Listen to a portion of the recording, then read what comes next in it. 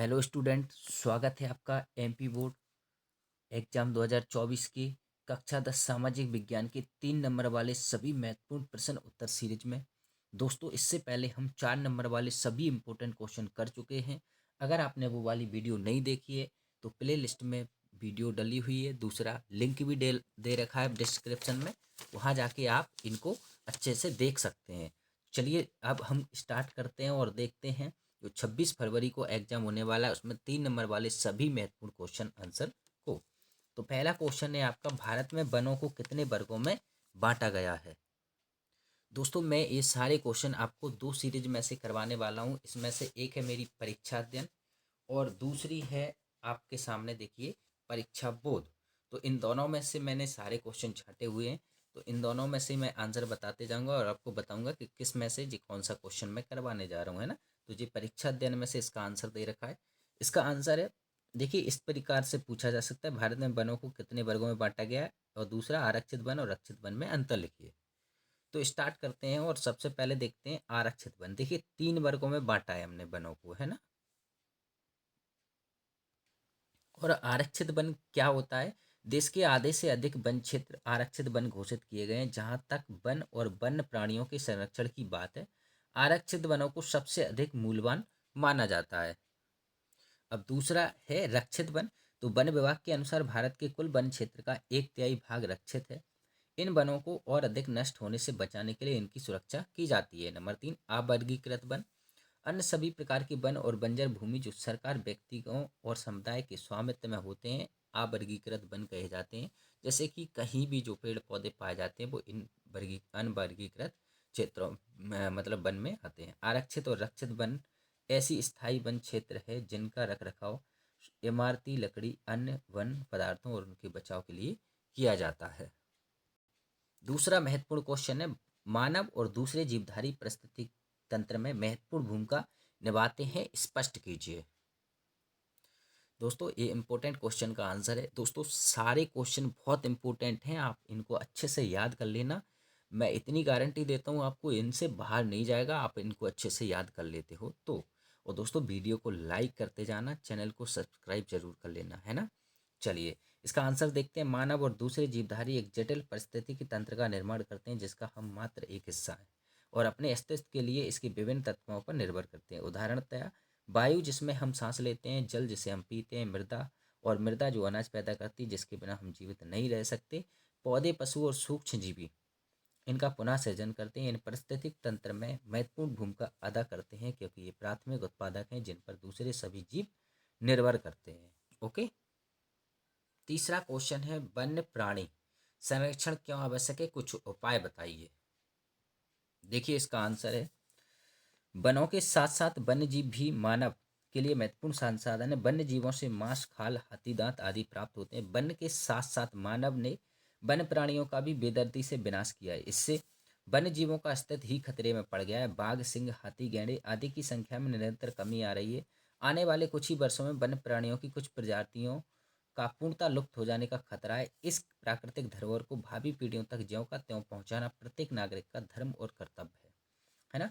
इसीलिए वन्य जीव जंतुओं को उनके मूल प्राकृतिक स्वरूप में पनपने देने के लिए वन्य जीवों का संरक्षण अनिवार्य किया गया है। और इसके कुछ उपाय हैं, संरक्षण के उपाय। तो पहला उपाय है वन्य जीवों के प्राकृतिक आवासों को बिना हानि पहुंचाए नियंत्रित करना। वन्य जीवों के शिकार पर पूर्णतः प्रतिबंध लगाना। वन्य क्षेत्रों में जैव मंडल रिजर्व की स्थापना करना और लुप्त हो रहे जीवों का पुनर्स्थापन के लिए राष्ट्रीय पार्क अभ्यारण्यों की स्थापना करना। तो दोस्तों, जी इंपॉर्टेंट कुछ फैक्ट हैं, आप इसको अच्छे से याद कर लेना, ठीक है। क्वेश्चन नंबर 4 है, वनों का संरक्षण क्यों आवश्यक है। दोस्तों, इसका आंसर मैं बता रहा हूँ आपको परीक्षा बोर्ड में। तो आपके पास अगर परीक्षा बोर्ड है तो उसमें टिक लगा लीजिए, अन्यथा आप इस क्वेश्चन का आंसर लिख लीजिए, ठीक है। तो देखिए क्यों आवश्यक है, हम दैनिक जीवन में लकड़ी का उपयोग खूब करते हैं। नंबर 2, वन एक राष्ट्रीय संपदा से हमारा औद्योगिक विकास होता है तथा हमारा जीवन स्तर भी ऊंचा उठता है। नंबर 3, हमारे देश में वनों का क्षेत्र सीमित है, यह क्षेत्र और भी सीमित होता जा रहा है। नंबर 4, किसी देश अथवा क्षेत्र के संतुलित विकास के लिए 33% भू भाग पर वनों का विस्तार होना चाहिए, परंतु हमारे देश में वनों का विस्तार 19.3 33% भूभाग पर ही है। इसका मतलब क्या है, जैसे टोटल ज़मीन है, टोटल ज़मीन का 33% भाग पर आपका वन होना चाहिए। हमारा देखिए बहुत पीछे है वन के मामले में, है ना। यानी कि 33 से लगभग 19 में अगर जोड़ा जाए तो 14% कम वन है हमारे देश में, है ना। और नेक्स्ट है, पांचवा है, हमारे देश में वनों का वितरण तो और भी बेतुका है। वन केवल दुर्गम, ऊंचे पर्वतीय व पठारी भागों तक ही सीमित रह गए हैं। दुर्गम क्षेत्रों में वनों का उपयोग कठिन है। जैसे दुर्गम क्षेत्र बोले तो पहाड़ी इलाके में, ऐसी जगह जहाँ जा ही नहीं पाते तो उनका उपयोग भी नहीं कर पाते हम, ऐसी जगह वन है ना। बढ़ती हुई जनसंख्या एवं उसकी बढ़ती हुई आवश्यकता की पूर्ति के कारण वनों पर दबाव निरंतर बढ़ रहा है। अतः वनों का संरक्षण एवं उनका विस्तार करना नितांत आवश्यक है। क्योंकि देखिए दोस्तों, शहरीकरण बढ़ रहा है, शहरीकरण के कारण वनों की कटाई की जाती है, कई जंगलों को साफ किया जाता है ना। तो उससे जंगल साफ हो रहे हैं और वनों का विनाश हो रहा है। अगला क्वेश्चन नंबर 5 है, भारतीय वन्य जीवन अधिनियम 1972 के प्रमुख प्रावधानों पर प्रकाश डालिए। बहुत इंपॉर्टेंट क्वेश्चन है जी। इसका आंसर भी दोस्तों मैं परीक्षा बोर्ड में से बता रहा हूँ, तो आप इसका आंसर लिख लीजिए अगर आपके पास परीक्षा दिन नहीं है तो, सॉरी परीक्षा बोर्ड नहीं है तो देखिए इसमें वन्य जीवों के आवास संरक्षण के अनेक प्रावधान थे। नंबर 2, सारे भारत में रक्षित जातियों की सूची प्रकाशित करके संकटग्रस्त जातियों के दबाव पर, शिकार प्रतिबंध पर, वन्य जीव आवासों का कानूनी रक्षण तथा जंगली जीवों के व्यापार पर रोक लगाने आदि पर प्रबल जोर दिया गया। नंबर 3, केंद्र और राज्य सरकारों द्वारा वन्य जीव पशु विहार स्थापित किए गए। नंबर 4, कई परियोजनाओं की घोषणा की गई जिनका प्रमुख उद्देश्य गंभीर खतरे में पड़े विशेष वन्य प्राणियों की रक्षा प्रदान करना था, जैसे गैंडा, वाघ, कश्मीरी हिरण, हंगोल, मगरमच्छ, एशियाई शेर आदि, है ना। ये ऐसे ऐसे जीव जंतु हैं जो विलुप्त होने की कगार पर आ गए थे। इसी अधिनियम के अंदर कुछ समय पहले भारतीय हाथी, काला हिरण, चिंकारा, भारतीय गोंडावन, हम तेंदुआ आदि के शिकार और व्यापार पर संपूर्ण या आंशिक प्रतिबंध लगाकर कानूनी रक्षण दिया गया है। क्वेश्चन नंबर 6, वनों से होने वाले प्रत्यक्ष और अप्रत्यक्ष लाभ कौन कौन से हैं, लिखिए। बहुत इंपॉर्टेंट क्वेश्चन है, इसका भी आंसर मैं परीक्षा बोर्ड में से बता रहा हूँ, तो आप इसको लिख लेना। ओके। वन हमारे लिए बहुत उपयोगी होते हैं, ये हमें कई प्रकार से लाभ प्रदान करते हैं, जो इस प्रकार है। नंबर 1, वनों से हमें इमारती लकड़ी, ईंधन, कागज के लिए बांस प्राप्ति होती है। नंबर 2, वायुमंडल की नमी को आकर्षित कर वन वर्षा कराने में सहायक होते हैं, ये वायु के प्रदूषण को कम करते हैं। नंबर 4, ये मृदा अपरदन को रोकने में सहायक होते हैं, ये जंगली पशुओं को प्राकृतिक आवास प्रदान करते हैं। और नंबर 6, ये बाढ़ नियंत्रण करने में सहायक होते हैं। वनों से हमें महत्वपूर्ण जड़ी बूटियां प्राप्त होती हैं। वन भू जल स्तर को ऊंचा करने में सहायक होते हैं। वन मनोहारी और आकर्षक होते हैं, जो पर्यटकों के आकर्षक क्षेत्र बन जाते हैं। वन आदिम जातियों की शरण स्थली होती है, उनके भोजन भी वनों से प्राप्त होते हैं, जैसे कंदमूल, फल एवं अन्य पशु पक्षी आदि। तो दोस्तों ये इंपॉर्टेंट क्वेश्चन है, इसको आप अच्छे से लिख लेना। क्वेश्चन नंबर 7 है, वन और वन्यजीव संरक्षण में सहयोगी रीति रिवाजों पर संक्षिप्त एक निबंध लिखिए। इसका आंसर आपकी परीक्षा दिन में, तो इसको अच्छे से पढ़ लीजिए। देखिए पहला पॉइंट है, कुछ समाज कुछ विशेष पेड़ों की पूजा करते हैं और आदिकाल से उनका संरक्षण करते आ रहे हैं। छोटा नागपुर क्षेत्र में मुंडा और संथाल जनजातियां महुआ और कदम के पेड़ों की पूजा करते हैं। नंबर 2, उड़ीसा और बिहार की जनजातियां शादी के दौरान इमली और आम के पेड़ की पूजा करती हैं। नंबर 3, हमसे हम में से बहुत से व्यक्ति पीपल और वट वृक्ष को पवित्र मानकर पूजा करते हैं। आमतौर पर झरनों, पहाड़ी चोटियों, पेड़ों और पशुओं के पवित्र मानकर उनका संरक्षण किया जाता है। और नंबर 5, मंदिरों के आसपास अक्सर बंदर और लंगूर पाए जाते हैं, उपासक उन्हें खिलाते पिलाते हैं और मंदिरों के भक्तों में गिनते हैं। नंबर 6, राजस्थान में बिश्नोई गांव के आसपास काले हिरण, चिंकारा, नीलगाय और मोरों के झुंड पाए जाते हैं, जो वहाँ के समुदाय का अभिन्न हिस्सा है और कोई उन्हें हानि नहीं पहुँचाता है। क्वेश्चन नंबर 8 है, संघीय शासन व्यवस्थाएं किस प्रकार से गठित होती हैं, इसका आंसर लिखिए। दोस्तों इसका आंसर है, संघीय शासन व्यवस्थाएं आमतौर पर दो तरीके से गठित होती हैं। नंबर 1, पहला तरीका है दो या अधिक स्वतंत्र राष्ट्रों को साथ लाकर एक बड़ी इकाई गठित करने का। इसमें दोनों स्वतंत्र राष्ट्र अपनी संप्रभुता को साथ रखते हैं, अपनी अलग अलग पहचान को भी बनाए रखते हैं और अपनी सुरक्षा तथा खुशहाली बढ़ाने का रास्ता तैयार करते हैं। साथ आकर संघ बनाने के उदाहरण हैं संयुक्त राज्य अमेरिका, स्विट्जरलैंड और ऑस्ट्रेलिया आदि। इस प्रकार की संघीय व्यवस्था वाले देशों में आमतौर पर प्रांतों को समान अधिकार होता है। नंबर 2, संघीय शासन व्यवस्था के गठन का दूसरा तरीका है बड़े राष्ट्र द्वारा अपनी आंतरिक विविधता को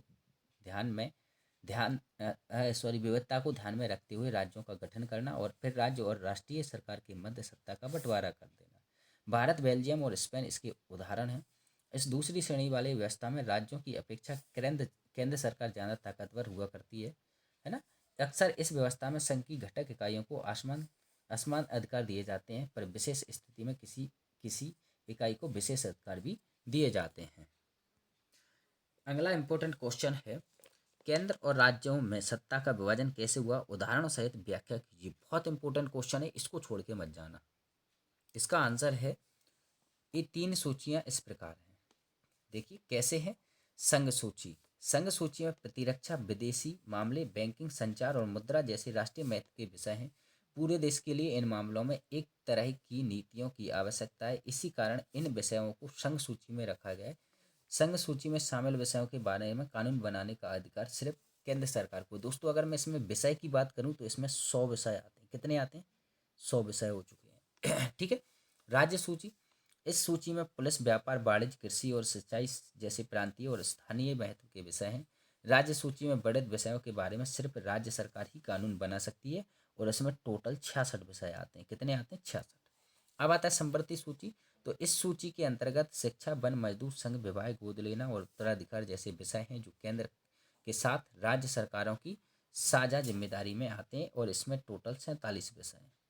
तो ये विषय अगर आप लिख दोगे तो आपका आंसर और अच्छा आकर्षक बन जाएगा। ओके।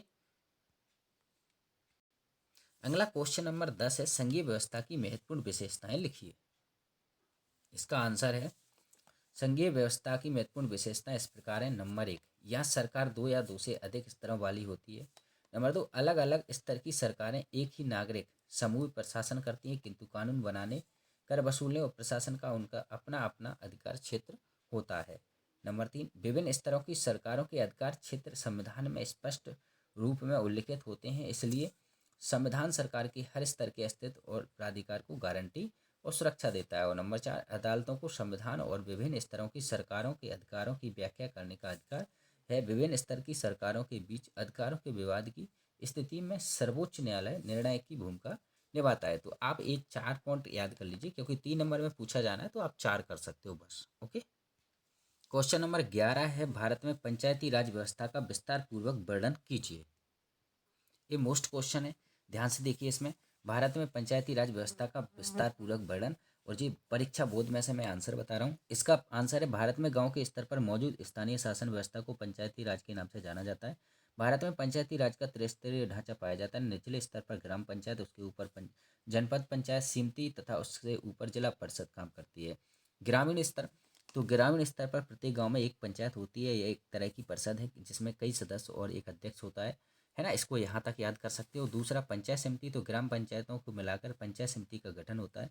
इसे मंडल या प्रखंड स्तरीय पंचायत भी कह सकते हैं। इसके सदस्यों का चुनाव उस इलाके के सभी पंचायत सदस्य करते हैं। नंबर 3 है जिला परिषद, तो किसी जिले की सभी पंचायत समितियों को मिलाकर जिला परिषद का गठन होता है। जिला परिषद के अधिकांश सदस्यों का चुनाव होता है। जिला परिषद में उस जिले से लोकसभा और विधानसभा के लिए चुने गए सांसद और विधायक तथा जिला स्तर की संस्थाओं के कुछ अधिकारी भी सदस्य के रूप में शामिल होते हैं। जिला परिषद का मुख्य प्रमुख इस परिषद का राजनीतिक प्रधान होता है। क्वेश्चन नंबर 12 है, गरीबों के लिए स्वयं सहायता समूहों के संगठनों के मूल विचार क्या है, अपने शब्दों में व्याख्या कीजिए। तो इसका आंसर है, देखिए इंपॉर्टेंट क्वेश्चन है, गरीबों के लिए स्वयं सहायता समूह के संगठनों के पीछे मूल विचार निम्नलिखित हैं। ग्रामीण क्षेत्रों के निर्धनों विशेषकर महिलाओं को छोटे छोटे स्वयं सहायता समूह में संगठित करने और उनका बचत पूंजी को एकत्रित करने पर आधारित है। नंबर 2, एक विशेष स्वयं सहायता समूह में एक दूसरे के पड़ोसी 15-20 सदस्य होते हैं जो नियमित रूप से मिलते हैं और बचत करते हैं। प्रति व्यक्ति बचत 25 से लेकर 100 रुपये या अधिक हो सकती है। परिवारों की बचत करने की क्षमता पर निर्भर करता है। नंबर 3, सदस्य अपनी आवश्यकताओं को पूरा करने के लिए छोटे कर्ज समूह से ही कर्ज ले सकते हैं। समूह इन कर्जों पर ब्याज लेता है, लेकिन यह साहूकार द्वारा दिए ले जाने वाले ब्याज से कम होता है। और नंबर 4, ये आप पढ़ लेना, 3 नंबर में आना है तो आप इसको याद कर लेना। क्वेश्चन नंबर 13 है, एटीएम क्या है, स्पष्ट कीजिए। इंपॉर्टेंट क्वेश्चन है। तो इसका आंसर है एटीएम। एटीएम का फुल फॉर्म होता है ऑटोमेटेड टेलर मशीन। एटीएम से आशय एक ऐसी व्यवस्था से है जिसमें कभी भी पैसे निकाले जा सकते हैं। इसका कार्ड प्लास्टिक का बना होता है। इसमें धातु की एक चिप लगी रहती है जिस पर बैंक अकाउंट से संबंधित सभी विवरण दर्ज होते हैं। एटीएम से एक दिन में एक निश्चित धनराशि निकाली जा सकती है। धनराशि अलग अलग बैंकों के एटीएम कार्ड के लिए अलग अलग हो सकती है। वास्तविकता यह है कि एटीएम ने बैंकिंग कार्य को बहुत सरल एवं सुविधाजनक बना दिया है। क्वेश्चन नंबर 14 है, भारतीय रिजर्व बैंक से आप क्या समझते हैं, प्रमुख कार्य लिखिए। ये इंपॉर्टेंट क्वेश्चन है, 2023 में भी पूछा गया है। तो केंद्रीय बैंक देश का राष्ट्रीय बैंक होता है। यह बैंक अन्य बैंकों से भिन्न होता है। इस बैंक का मुख्य कार्य देश की बैंकिंग प्रणाली को व्यवस्थित एवं सुसंगठित रूप में से संचालित तथा देश के अन्य बैंकों पर प्रभावी ढंग से नियंत्रण करना होता है। केंद्रीय बैंक देश की आवश्यकता अनुसार पत्र मुद्रा का निर्गमन करता है, देश की साख एवं बैंकिंग प्रणाली का नियंत्रण करता है तथा सरकार के वित्तीय प्रतिनिधि के रूप में कार्य करता है। भारत में रिजर्व बैंक ऑफ इंडिया केंद्रीय बैंक के रूप में कार्य करता है। और क्वेश्चन नंबर 15 है, औपचारिक ऋण और अनौपचारिक ऋण में अंतर लिखिए। ये भी मोस्ट इंपोर्टेंट क्वेश्चन है दोस्तों, इसको अच्छे से याद कर लेना। ये तीनों अंतर दे रखे हैं, आप पहला अंतर देखिए, दूसरा अंतर जी परीक्षा दिन में दे रखा है, इसको अच्छे से आप याद कर सकते हो। ओके, इसका आप स्क्रीनशॉट ले लीजिए, मैं पढ़ के नहीं बता रहा हूँ क्योंकि वीडियो ज़्यादा लंबी हो जाएगी। मुझे इंपॉर्टेंट क्वेश्चन बताना है तो आप क्वेश्चन लिख सकते हो। क्वेश्चन नंबर 16 है, मांग जमा क्या है, प्रमुख विशेषताओं का उल्लेख कीजिए। ये भी इंपॉर्टेंट क्वेश्चन है, इसको आप अच्छे से याद कर लीजिए। इसका ये आंसर दे रखा है, ठीक है। इसकी तीन आपको देखिए विशेषताओं का वर्णन करना है, तो तीन विशेषताएं रखी, 1 2 3 4, आप इनको अच्छे से याद कर लीजिए। इंपॉर्टेंट क्वेश्चन है, इसको बहुत अच्छे से आपको याद करके जाना है, तैयार करके जाना है, परीक्षा दिन में जी दे रखा है। ओके, और क्वेश्चन नंबर 17 है, स्वयं सहायता समूह के गठन के कोई 4 उद्देश्य लिखिए। तो दोस्तों जे इसका आंसर दे रखा है, पहले तो स्वयं सहायता समूह क्या है तो इसको आप पढ़ लीजिए, है ना। स्वयं सहायता समूह हम पढ़ चुके हैं इससे पहले वाले क्वेश्चन में, और इसके उद्देश्य क्या होते हैं, तो उद्देश्य आपके जे दे रखे हैं, आप 4 उद्देश्य इनको याद कर सकते हो कोई भी। सामूहिक रूप से संगठित होकर कार्य करने की भावना विकसित करना, सदस्यों में बेहतर भविष्य के लिए बचत करने की आदत विकसित करना। नंबर 3, सदस्यों में स्वावलंबन की भावना का विकास करना, स्वास्थ्य, पोषण, शिक्षा और घरेलू हिंसा जैसे विषयों के प्रति जागृति उत्पन्न करना, सदस्यों को ऋण प्रदान करके स्वरोजगार के अवसरों का सृजन करना। ये इंपॉर्टेंट उद्देश्य हैं इसके। और लास्ट क्वेश्चन है, मुद्रा के प्रमुख कार्यों की व्याख्या कीजिए। तो इसका आंसर आपके सामने है, देखिए मुद्रा के प्रमुख कार्यों की व्याख्या कीजिए। विनिमय का माध्यम, है ना, तो इसको आप यहाँ तक कर लेना, ध्यान से देखना, यहाँ तक कर लेना। दूसरा, मूल का मापक, इसको आप यहाँ तक करोगे। और तीसरा है मूल संचय का आधार, तो इसको आपको यहाँ तक करना है। ये इंपॉर्टेंट है, आप मूल का हस्तांतरण भी कर सकते हो, जो भी आपको इंपॉर्टेंट लगे वो सॉरी जो भी आपको सरल लगे वो आप कर सकते हो। तीनों पॉइंट आपको स्क्रीनशॉट ले लीजिए आप इसका, देखिए ध्यान से। पहला है, ठीक है, पहला जे है, दूसरा, तीसरा और चौथा, आप इनका स्क्रीनशॉट लेकर लिख सकते हो, याद कर सकते हो। दोस्तों जे थे 3-3 नंबर वाले सबसे महत्वपूर्ण क्वेश्चन आंसर, और इसके बाद जस्ट हम करेंगे 2 नंबर वाले महत्वपूर्ण क्वेश्चन आंसर। दोस्तों जो हमारा 26 फरवरी को एग्जाम होने वाला है, उसके लिए मैं सारे क्वेश्चन लेकर आ रहा हूँ। तो आप इसके लिए हमारी वीडियो को लाइक कर सकते हैं, चैनल को सब्सक्राइब कर सकते हैं और अपने दोस्तों को भी शेयर कर सकते हैं। धन्यवाद।